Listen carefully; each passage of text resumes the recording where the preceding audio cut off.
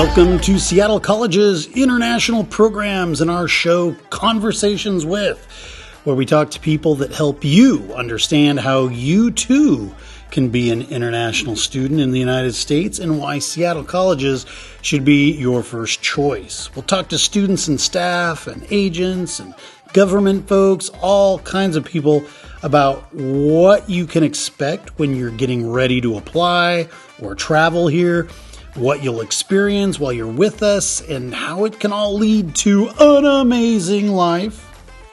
Don't forget to check out the Seattle College's International Programs website at intl.seattlecolleges.edu, where you can find a treasure trove of information about the school, the programs here, and best of all, fill out and submit your application. Again, that's intl.seattlecolleges.edu. Hey everybody, welcome back to Seattle College's Conversations With. We are here at South Seattle College.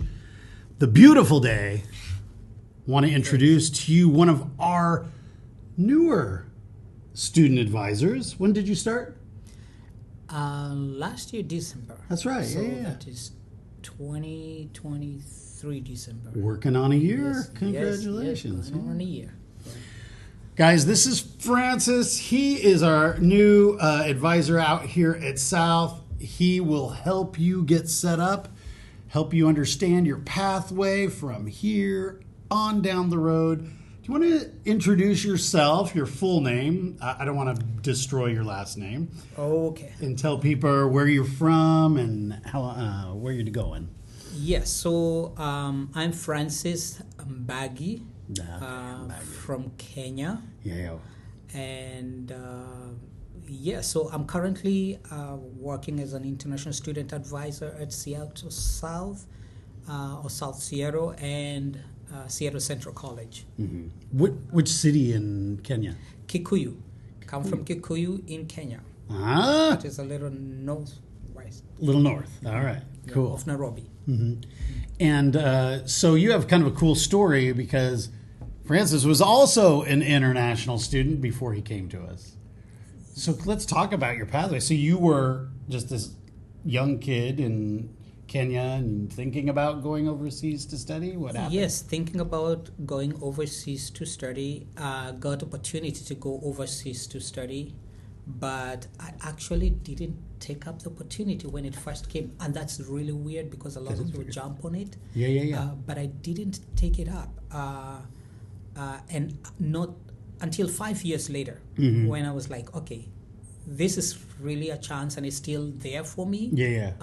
Because the people who were, talking to me about it kept asking me, do you want to do this? Are you sure you don't want to do it? And I decided at that time I was actually working. I just started, working at a university in Kenya. So you already finished your bachelor's degree? No, I had not finished my bachelor's degree, but I was working on it. Gotcha. Yes, I was like in the middle of my bachelor's degree. Which university in Nairobi. Kenya? Oh, okay. In Nairobi, University. the campus at my home town, Kikuyu. Mm-hmm. So, and then I decided I'm going to take this up and got over here. Boom. Yeah. So, how old were you? Do you mind if I ask? No, I don't. But maybe I do. He's young. No. I was in my late 20s. Okay, so late 20s. Kind of like mid-20s, actually. Mm-hmm. Yeah. So a lot of people because I go to Africa now fairly regularly, that's my territory, and a lot of people there worry that if they're older, they won't be able to get a visa. Mm-hmm. When you went in for your visa interview, were you nervous about that being a problem? I wasn't nervous about that being a problem. What I was nervous about, and yes, that's a really it's a concern that I've also heard. Mm-hmm. But I was really nervous about the paperwork and the fact that I had to convince the consular officer, Sure. that this is a genuine endeavor. I'm trying to go and study. Yeah. And so I did go there, and that was a concern of mine. The first time they did ask me to go back and come with some additional documents. All right. And so they didn't give it to you right away. They didn't give it to me right away. They asked me to go and bring some additional documents, and I did. And so I came to the U.S. I actually didn't come to the U.S. on that particular time when I got the second opportunity to come.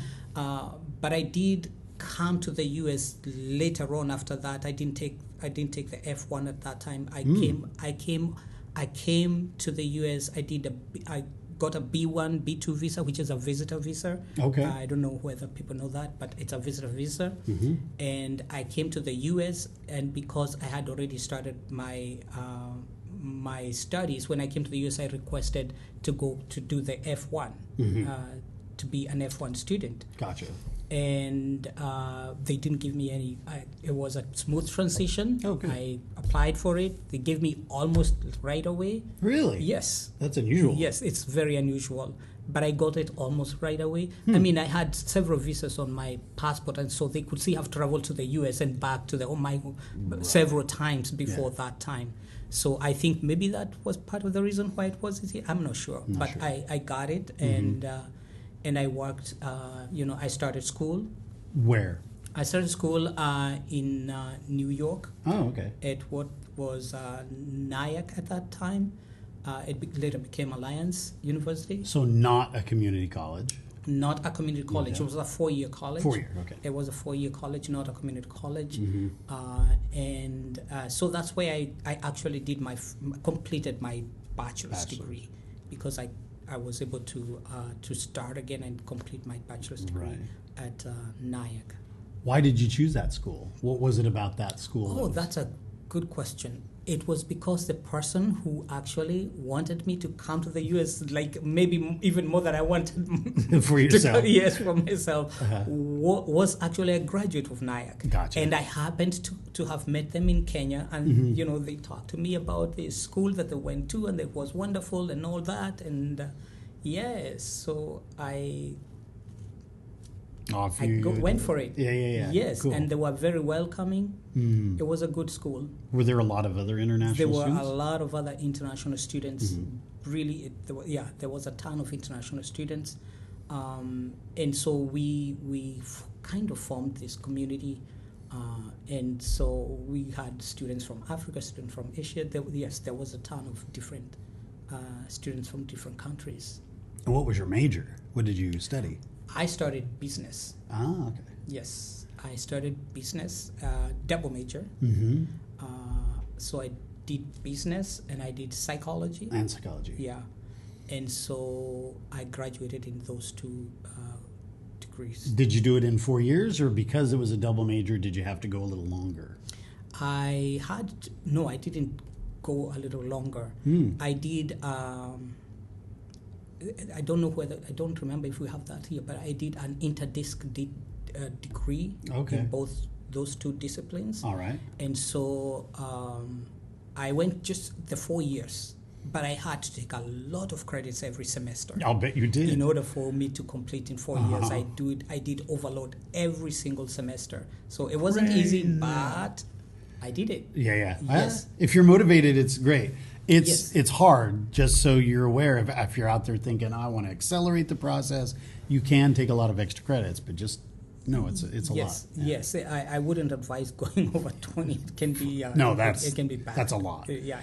They in a semester system or quarter system? Yes, they're in a semester system. So we did the spring semester and the fall semester. Gotcha. My program didn't have the wintering, which is a winter kind of semester or quarter. So I just went spring, summer off, fall. Right. So New York's quite a bit different than Kenya. How did you like New York? Absolutely. Well, a funny thing, I came in the summer. Oh, so you're like, this is great. In the summer, it was cold when I left Kenya. So I was dressed for the cold. Like And I came here, and the guy who picked me up at the airport was like, What's with the coat? Yeah, what's with the Chevy jacket and everything? But I loved. I mean, we had a good connection. He turned out to be one of my best friends. Oh, nice. And over the years, you know, we have had great relationship with him. But yeah, it was very different. I mean, Kikuyu is a tiny town. New York. Big city. Yeah. So just trying to figure out, where's my class again? Yeah. Like, it's in the city. I predominantly, studied at a campus of not in New York City, but in a place called Nyack, which is like, off one of the bridges, Tapanzi. Okay. Bridge still called I think it's called Mario Cuomo Bridge now. Oh, okay. But in any case, so that's where the campus was. Beautiful campus overlooking the river, the Hudson River. But I still had some classes in the city. So just figuring out all that it's a process. Yeah. But, So would you take the subway into the city? No, you got a bus into the city, then you can take a subway. But usually I would take a bus, and then from there you could get to whatever place you want through the subway. You can use the subway. Okay, so you graduate, you get your diploma. Yes, I graduate. I get my bachelor's degree, and then I decided I'm going to do a master's degree. I did a master's in counseling. Mental health counseling, yes. Okay. I just went to another school. It's the same place, but a different school. Gotcha. So did master's in mental health counseling. So that was good. It was a good experience. And I think that I just wanted to understand how people think and all that, and because I had done some of it in undergrad, I did that as graduate. Nice. Yes. And that took you what, 2 years? Yes, it took me 3 years because we had a long internship. You had to cover a whole bunch of hours, of actual therapy. And you get paid for this internship? No, well, you could. You could get paid. It depended on the organization that you went to do the internship. Right. Some organizations pay, some organizations don't, but it just depends on the organization. But that internship is not OPT, right? No, that is not OPT. That is part of your training. Part of the training. It's like curricular practical training. Right. So you complete a program, and then credit. you're doing it for credit. Gotcha. So did you do OPT after you graduated? Yes, I did. Yes, I completed that program. I did an OPT. Then I did another program, a master in business administration. You have 2 masters? Yes, I did masters in business administration. Wow. Then I didn't do another OPT at that point. I just went straight away to a doctorate degree. Oh, so you have your doctorate? Yes. Dr. Francis? What? That's awesome. Yes, I did a doctorate in business administration, actually. Nice. Yes. Wow. Yes. So, yeah. So you are an educated guy. It took a while. Yeah? Yeah, I got there. You did get there. And then after you got... Where'd you get your doctorate? Same place? No, I went to Columbia Southern. It's now... It's an online university, but it's a good university. It's in the southern part of the U.S. I know maybe people, but it's in the southern part of the U.S. and it's a good school. It's got, at this point, it's got good accreditation, and I think they have a lot of students. That program is growing, so I joined that program and completed a doctorate in business administration. How long? Wow, it took me a while. Yeah, right. That's a good question. I'm trying to remember off the top of my head how long it took me. I just remember doing a whole lot of units. I think it might have taken me 5 or so years. Yeah, that sounds about right. Something like that. Yeah. Did you have to do a thesis, or did you do some sort of capstone project, or what did you do? A dissertation, actually. You did a dissertation. Yes, yes, I did a dissertation.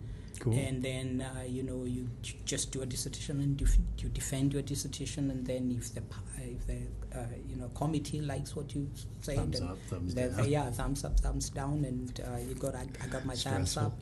Yeah, thank goodness. I could say, oh yeah, I completed this program. Okay, so during all of that education, that's a lot of education, did you work as a student during that time? Oh, yes. I worked different jobs on campus.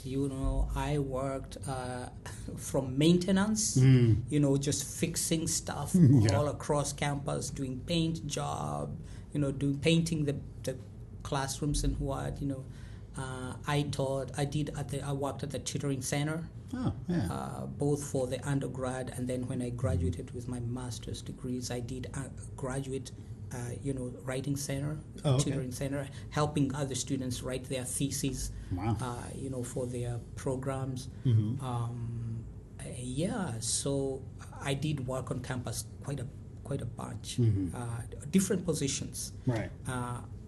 Because after my master's, I worked as director of residence for the school, wow, which nice. means, charge of buildings and the students, that workflow from how students get allocated their rooms and the maintenance of the rooms and all that. Right. So I did work as director of residence for some of the buildings, for graduates buildings, and then I actually started teaching in some of their undergrad programs. I taught in undergraduate program for quite a bit. Okay, so you're still out on the East Coast. You're hanging out on the East Coast. Yeah. What brought you to the West Coast? That's a good question. So I have friends in Seattle. Okay. And I was reaching out to look for positions, other jobs in Seattle. And at that point, I was actually DSO at my school. I was also working as DSO at my school. And for those out there listening, they may not know what a DSO is. Designated school official. This is the guy who writes the I-20s, reviews documents, approves CPT and OPT, practical training. So all the internship training that an F1 student needs, goes through the DSO. They're the one who issue your initial I-20 to allow you to come to the U.S. So get to know your DSO. Yes, important. Important, for sure. Yes. So I was doing that, and, I have friends in the West Coast, and I have friends in, Pacific Northwest. They're like, hey, how about you come over on this other side and let's visit more often. And some of them were really good friends of mine. I grew up with them, from when we were like little. So they're from Kenya? Yes, they're from Kenya. Gotcha. Yeah, they're from Kenya. Both Kenyans and U.S. citizens, Americans. Right. So so I figured I'll give it a shot. Did you come out just for a visit first to just kind of feel the waters? I had come for visits lots of times before. Oh, okay. Yes. So you knew the area. I kind of had a good idea from Seattle to Portland to just down. Yeah, so I had visited before. The Northwest, quite a good, the Northwest, Oregon area. Yeah. And so you made the leap. And did you come out here and get this job right away, or did you do something else before you did this job? No, I came here and got this job right away. Okay. Because it's I interviewed for this job, and I started this job last year. Yes, I came to the Pacific Northwest and immediately started working at Seattle colleges. Okay, so usually when I interview students, one of the things I ask them is for their wisdom. They've been international students, they've gone through the process. Like, what would you recommend to students?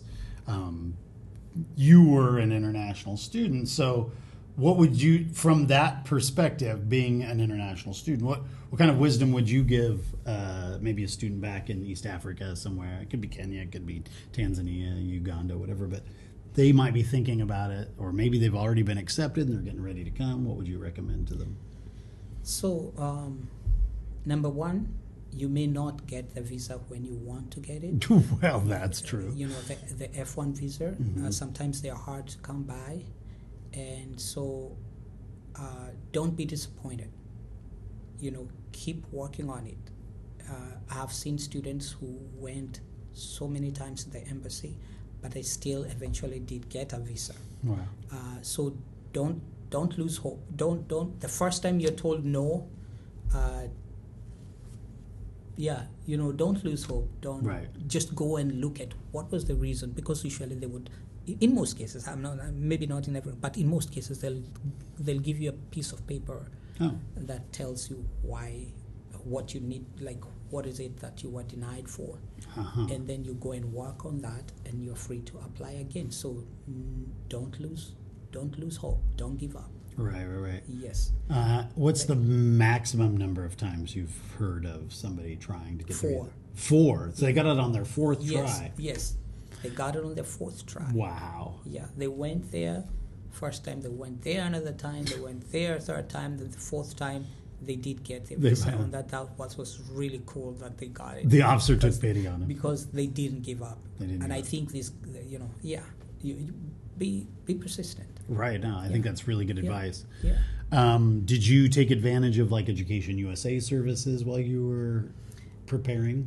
No. What I did is I had friends who are in the US, and like I said, the person who had helped me out did connect me to some people. So I would ask questions. So just have a resource. Whatever that resource is, to have a resource where you can get accurate information, because there's so much stuff out there, and sometimes you spend hours looking up things and it's not the right thing, or doesn't really fully address your concern. So just make sure that you have good resources for what you're looking for. Right. Yeah.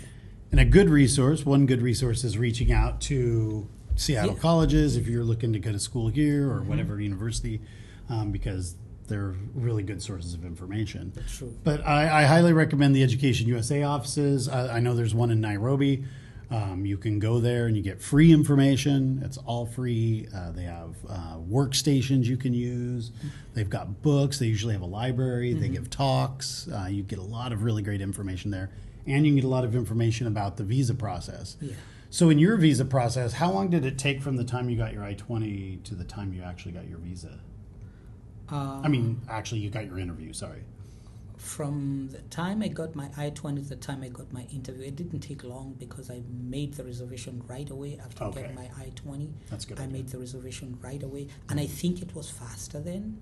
Sure. It seems like to me like it was. Could be. Because it didn't take long, maybe a couple of weeks, and I was able to get in there. Sure. And okay. It didn't take long. Nowadays it'll take longer, so you can go on the State Department site, type in Nairobi, see how long it'll take for you to get your interview. But I've heard much longer than that. That's pretty lucky. Yeah, and I've had some students who like they were in Nairobi and they couldn't find a spot, and sometimes they would go to a different country and they would get it. Also, and I don't know if they're still doing that, if they're still allowed to do that. But I know that I have had some students who did that, and they got their visa from a country other than their home country. So I was just talking to Amanda when I came in. Yes. Amanda's from Uganda. She was a previous podcast guest. And she went to Tanzania. She went to Dar es Salaam to do her interview. Yeah. I think Aisha and her sister, they both went from Accra to Abidjan, Cote d'Ivoire, to do their interview. Yeah. So check it out. Look at your options, because sometimes it might be worth it to just travel that short distance to the next place that you can get an early appointment. Yes. Yeah, so I would do that. Cool. All right, well, we've got you here in Seattle now. So let's talk about your job. So you've been doing this job as an advisor. What do you think? Are you having fun? I always have fun meeting with students, because the good thing about international students is that they are international. That's they right. Are from all kinds of different places and countries with interesting stories. Yes, that's true. And sometimes, you get to hear those stories, which is a privilege, to get to hear someone's story.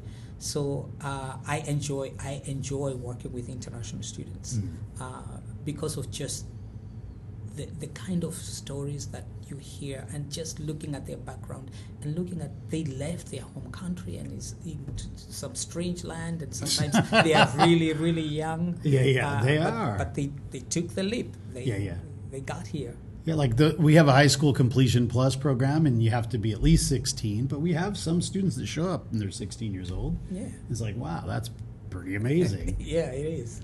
It is. Okay, so I've had a lot of students as a recruiter and outreach coordinator. I go out and I talk to students either in Africa or Latin America or whatever.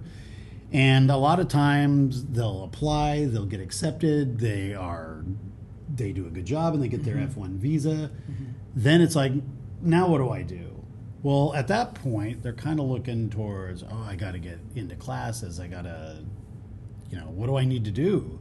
So can we kind of start at that point? Like, what would you recommend to students that have been accepted, got their F1 visa? What's their next step? What do you recommend? So I would recommend the next step is get in touch with the school. Okay. Get in touch with the school. I mean, you're figuring out your flight. Understand when your semester starts so that you're not coming a day later than it's supposed to be on the I-20, your program start date on the I-20. So make plans to be here or to be at the school before, you're allowed to come in as early as 30 days. 30 days, yeah. Before the program starts. So make plans to be at that location, 30 days prior. I agree. If you can.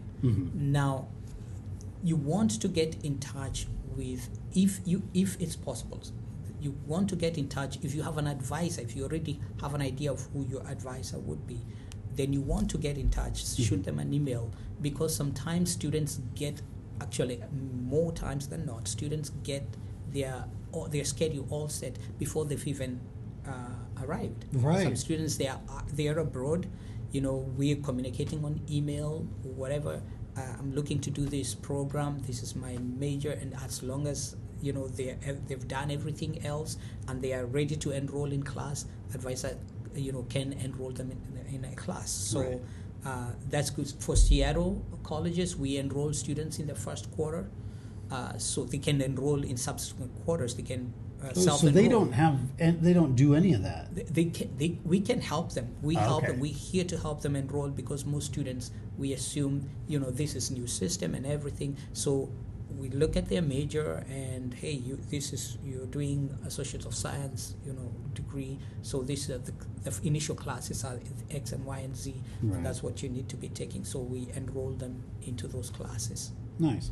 So what is the best way? So if they're going to come to South, for instance, you're their advisor, yeah? Yes, I am their advisor. Okay. So only one advisor here at South, only one advisor at North, multiple advisors at Central. So your advisor would be based on your last name. Correct. Is that correct? Correct. So whatever your last name is, you can go on our website and look. If you're A through G or something, you'll have one advisor, so you can check it out. But if you're coming to South, yes, it's going to be which we hope you'll consider.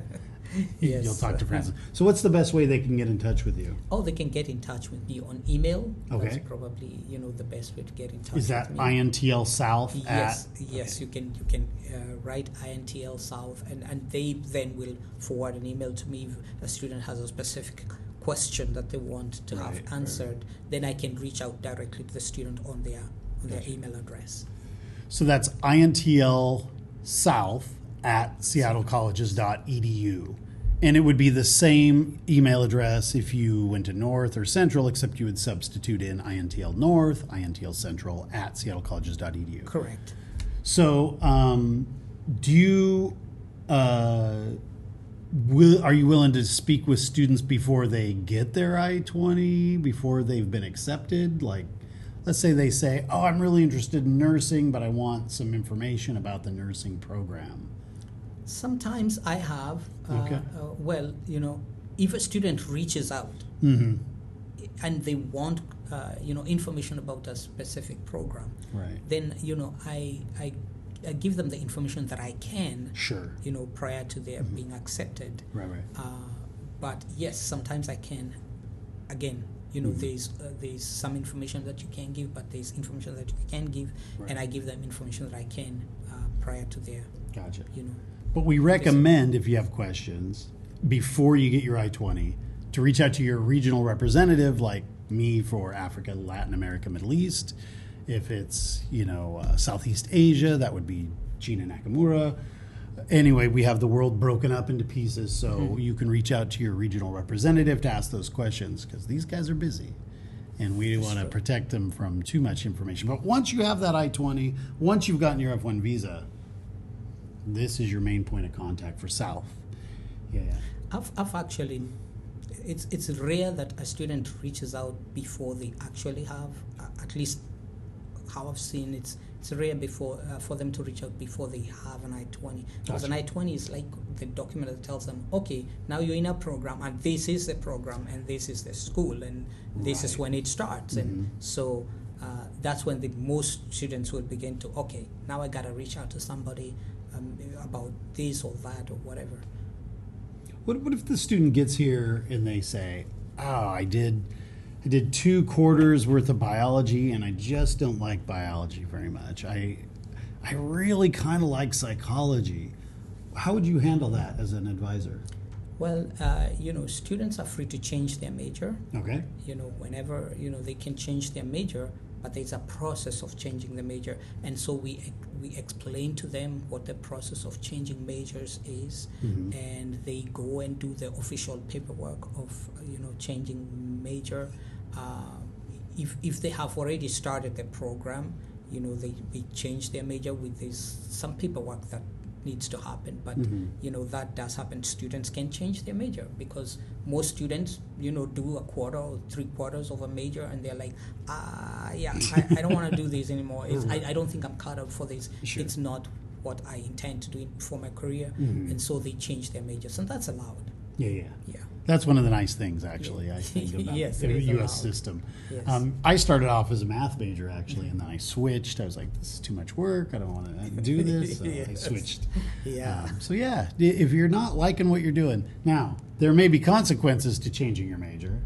What could those be? That's true. It might take longer, maybe. So you might have to pay a little bit more, So it really does depend on at what point they are changing their major. That difference, the extra length of time or the extra, financial burden that they might incur depends on when. If they are halfway or, more than halfway into their current program and they want to change their major, now, that of course can extend. Sure. Their I-20, but they are allowed to extend their I-20 too a couple of times. They can extend their I-20 to be allowed to complete a certain degree program. Okay. Yeah. So try to figure it out as early as possible, so then you can limit that impact as much as possible. Absolutely. I know most students, when they're first starting off, a lot of the classes they're taking are just prerequisite classes. Everybody, no matter what school you go to, has to take an English class. Everybody has to take something like that. So, correct. When you are advising them, do you kind of steer them in that first year more towards those prerequisite classes? Yes, because they are general classes, they have to take them anyway for this major or that major. It doesn't matter where you are. You'll have to take the English. You'll have to take maybe some math. Based on your major, you'll have to take this and that. So those are kind of like general study, classes that a lot of students, start with. But there's maybe once in a while you'll find a student who starts in a different route. But we recommend that they start at the basics, start there, and then build your classes. And usually there's a flow, there's a worksheet that they can, we can help them. This is your first class, follow this, and you should be able to complete your program within this amount of time. And I believe those worksheets are available on our website. Yes, so you can look at them before you even talk to friends. Correct. So let's talk about that. Your time is precious, and there are a lot of students that are looking for advice or that need advising. So what can a student do before they meet with you to make the process go as smoothly and quickly as possible? Okay. Have the information that they need to have. So, for example, think about what you want us to talk about Sure, good think idea. When you come in there, if you want to change major, think about what you want to change to. And so we can at least have a basis of starting the conversation. Right. Have some information for me to use to help you. Right. So yes, that's important. But when a student comes in, we will accommodate them. They may not really know what it is that they are looking for. Yeah, sometimes. And so it's like, okay, maybe we need to have a longer conversation about this. This is not going to be within the 10 minutes or 15 minutes of dropping. Right. So maybe we schedule a longer period so we can like flesh it out and look at everything and look at the options and, maybe have them get them thinking to what they really want to do. And, long term, where does that lead? Right. But be prepared. Sure. Be prepared. Do your research as much as possible. Yes. Have some good ideas before you come in. I think those are great ideas. Yes. If a student really needs a particular class, but they waited a little long and now those classes are filled up, how do you handle that kind of thing? Well, so there's different ways we can do that. One of the ways is to look at what other class fits their program that's being offered. So they missed, maybe they missed an English 101 or math, whatever class, and there's another class that is in part of their program that is being offered that quarter and is open, in which case we just help student enroll into that class. Gotcha. Because we want them to be taking classes that are relevant to their degree. Of course. Program. Yeah. So we work with the student. Are you comfortable with this? These are the other options that you can. So when they come for a discussion for drop-in advising, we are looking at what is available, and if a class is closed or they can't get into that class, then we look at options. What's the next best option for you? And there is always an option. Okay. Yeah, there's always an option. Yeah. Best thing to do is try to get registered as soon as possible. Get your Absolutely. classes chosen because things fill up. They do close. The classes will fill up pretty fast. So the sooner you can get your registration in, every quarter, as soon as registration opens for that quarter, just go in there and do it. Be one of the first ones to get yourself registered. Right. Now, when I went to a community college, this was back in the day, so we didn't have online stuff. They gave us a catalog. Yeah. It was paper. And we had a book, and it showed all the classes that were available, and it explained the pathway to get your degree. Oh, I remember so it's that. like, I got to take 3 credits of science. I got to take 3 units of psychology or whatever. Yes. But if you find this, you can actually look at the catalog online. You can actually learn for yourself, I'm going to be a psychology major. These are the things I got to do. Yeah. That makes his life a lot easier. Absolutely, it does. Yeah. You can self-advocate. You can decide for yourself what you need to do. I never visited with an advisor once during my whole time in college. So you don't necessarily need to talk to an advisor. I recommend you do. They're here for you. But you can do a lot of the work yourself. Yeah, I absolutely agree. I come from that place where they give you a big book. Here you go. Yeah. Yes, figure out your program. Come on, Sure. move along. Yep. Yeah.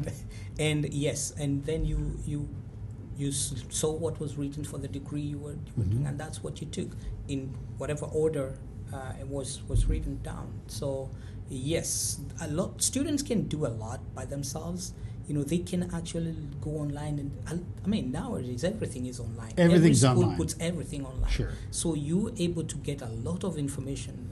Too much. that you couldn't get way back when, because you had to visit an office. Right. You had to get a book, and the book, and you had anyway. So there's a lot of information available to students to work ahead of time and to kind of plan and to figure out what pathways they have to get to the career that they want to get to. Right. And you can start this process before you ever leave your country. absolutely. You don't have to wait till you get to Seattle. You can like read through that catalog before you even leave your country. So yes, highly I recommend agree. it. And it's actually overwhelming if you haven't read anything, because you come and you're bombarded with all Right. this information, and you're still trying to acclimate, and it can be difficult. It can be a very stressful Right. situation. So yes. Yeah, I want to go back actually. You said you can arrive up to 30 days before your start date. And I think that's get here as early as you can, because there's housing to think about. There's just knowing the neighborhood you're living in, how to get from one place to the how do you use a bus, how do you use the subway. There's a lot to navigate. So if you arrive like 2 days before orientation, It can be a nightmare for not to mention time zone Yes, issues, you yes, know, that's yes, crazy. Absolutely, yeah. It's what is it, 11 hours between here and Nairobi, 10 hours? Yeah, It's a it is. big It's many difference. hours, and so you can imagine the students who are coming from even further east. Right, You know, so Pakistan. the time difference, can do a number on you. Yes, it can. So Yeah. build in a lot of extra time if you can, for sure. Arrive as early as possible Yep. after that 30 day. Yeah. Cool. Well, what do you do for fun in Seattle? Well, that's a good question. I haven't figured out a whole lot of fun, but What? but I do meet with friends. Okay. Every now and then, I would go meet with friends. I'll drive down to some place, or just hang out with some friends. Nice. And spend a weekend talking about this and that. Yeah. Yes, that's fun for me.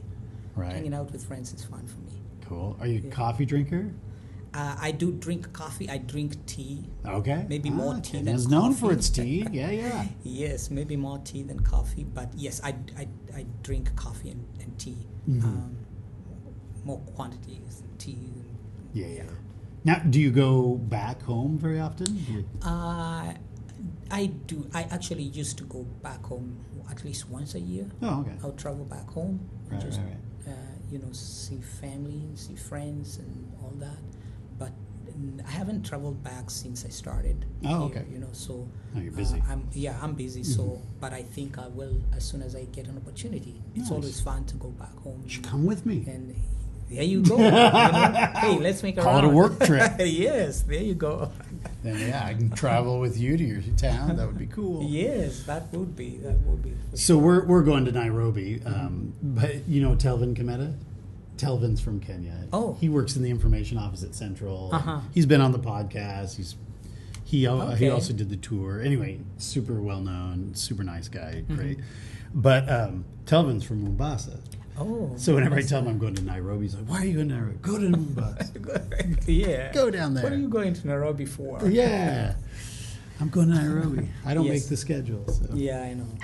Very cool. Well, do you hear that? It's trivia time. Trivia time's where I ask you 5 quick questions. If you get them all right, you're awesome. If you don't get them right, you can just cry yourself to sleep tonight. in your pillow. So- I don't know. I'm not very good at trivia, but This won't be too difficult. We'll give it a shot. Okay, first question is, what is the name of the baseball team, the professional baseball team here in Seattle? oh my goodness, I should know that. And it's baseball season. It's baseball season. Oh goodness. Starts with an M. Oh my goodness, this is bad. How can't I remember the name?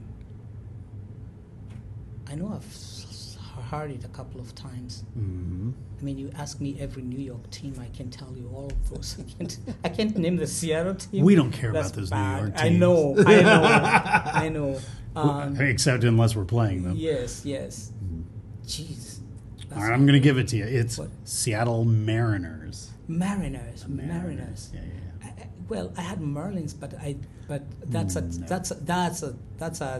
Florida. Florida, yeah. Florida team. So Seattle Mariners. Have you been to one of the games?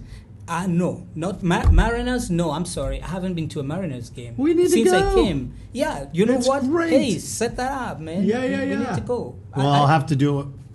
Hope there's still games in October when I get back. But Yeah. if there are, we should go. Yeah. I haven't been to a game for a long time, so I'd like to go. Okay. All right, cool. Okay.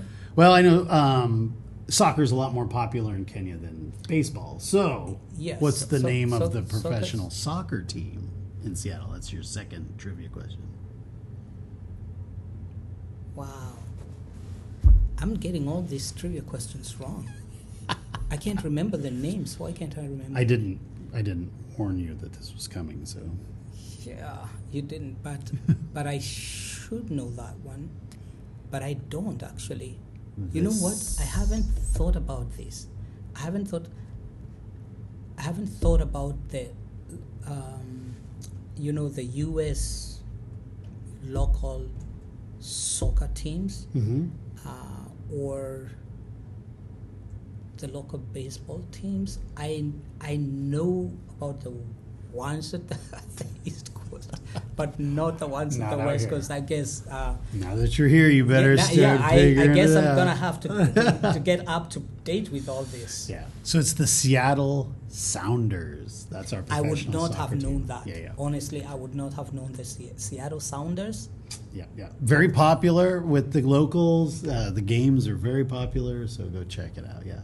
Now, go ahead. You know, the funny thing is, I think I know more about Oregon teams, but I don't worry. By the way, I'm not going to ask you all 5, but there are, I think, 5 different professional teams. We have professional hockey team, women's NBA team, yes, football. Well, yes, I know the Seahawks.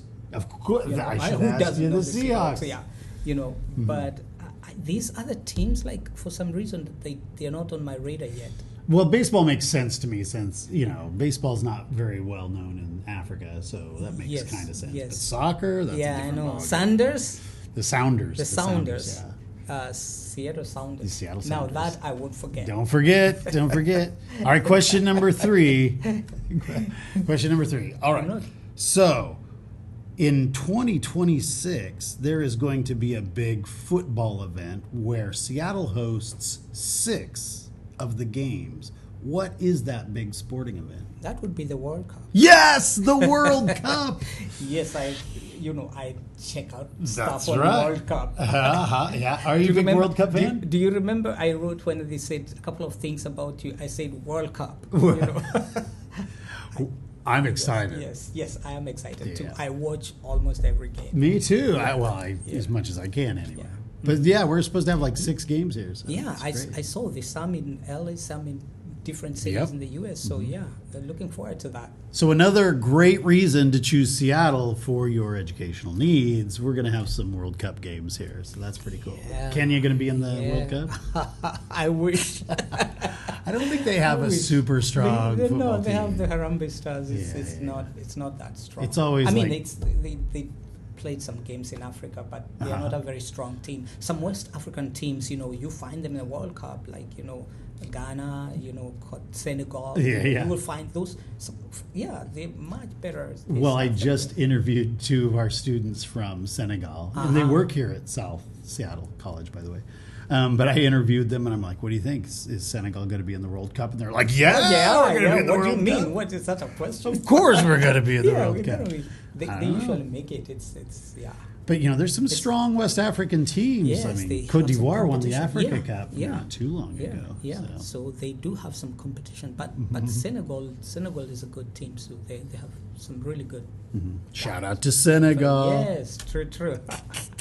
Come on, East Africa, get Come it on, together. what's going on with this? Like Uganda or Rwanda or a Kenya, something. Come on, somebody out there. They don't have very strong teams in East Africa. Not for soccer, but almost everybody is a soccer fan. Right? Cup, It's big. I mean, the European Premier League, it's huge. Well, I was in during the last Africa Cup, I think. Africa Cup. I don't remember which cup. I was in Jordan. Oh. I don't know if Jordan. I can't remember which cup it was. There's too many. But anyway, Jordan made it into like the semifinals, and I was there to watch one of the games, and people were going crazy. It was amazing. Oh. Cars in the streets and people dancing. It was awesome. Yeah. Good job, Jordan. Shout out to Jordan. Okay, question number 4. We have a national park just to the south and east of us. It's a big mountain. What is the name of that big mountain?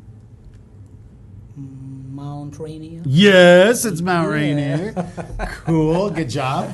And a bonus question, what is the name of the mountain that separates Kenya and Tanzania? Mount Kilimanjaro. Kilimanjaro! I'd be really embarrassed if I Yeah, I know, right? Yeah. Have you been there?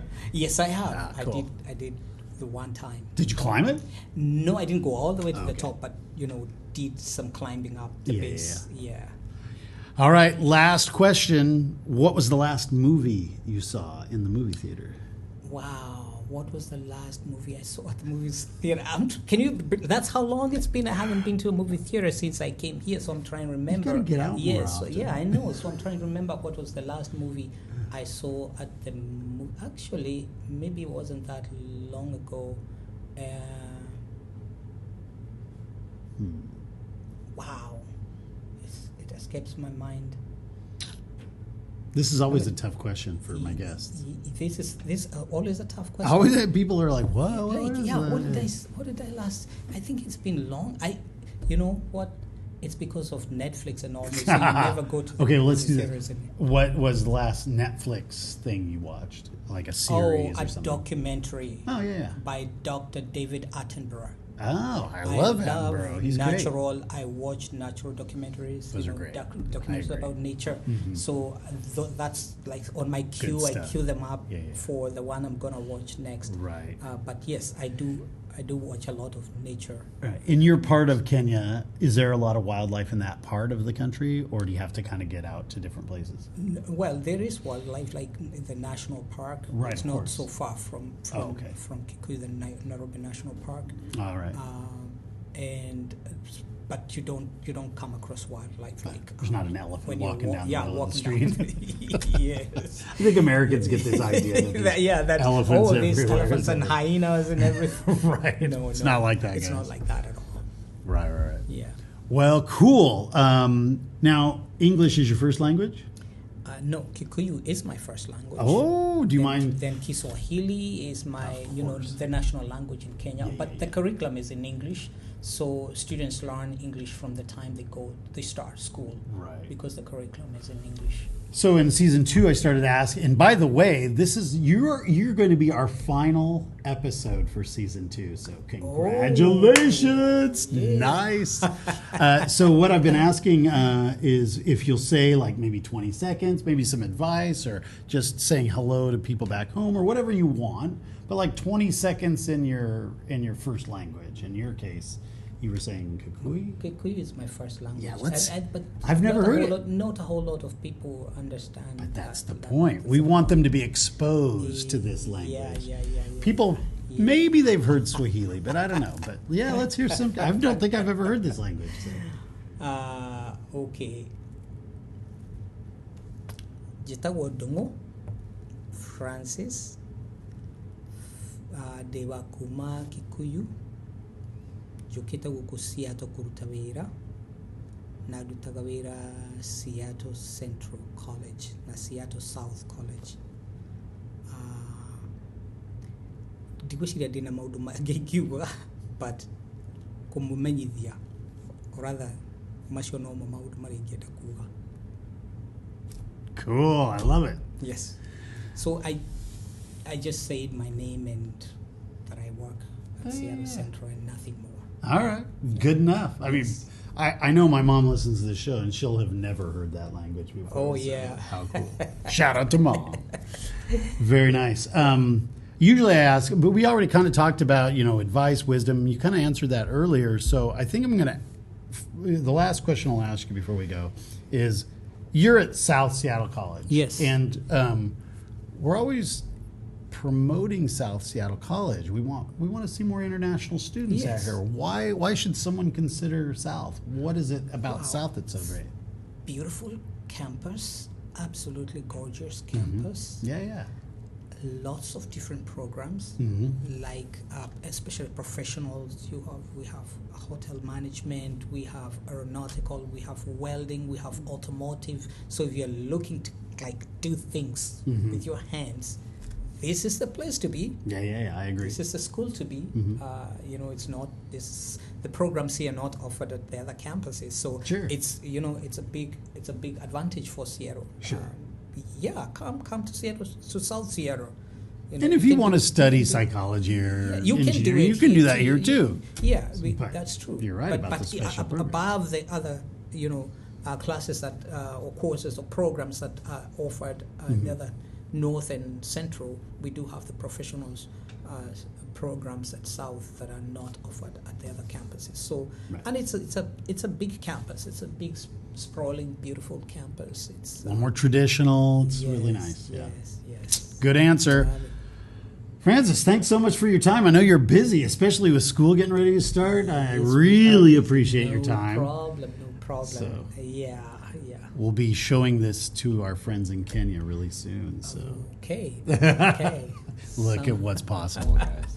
Thanks so much. All right. Thank you guys for joining us. Hope you'll like and subscribe. Stay tuned every week on a Wednesday. Check us out. We've got new episodes. All right. All right. Take care, guys. Bye-bye. Conversations With is painstakingly crafted for you by the Seattle College's International Programs Department and supported by the lovely folks here on our campus. This show is produced and edited by me, Evan Franulovich. We welcome your emails and questions about coming to Seattle Colleges. Please reach out to us via our website or just give us a rating and a review on Apple Podcasts, as this helps others discover the show. Also, don't forget to follow us on Instagram, Facebook, TikTok, or YouTube at Seattle Colleges INTL. That's Seattle Colleges INTL. And be sure to check out all of the shows here on Conversations With. Thanks for listening, and we'll see you next week.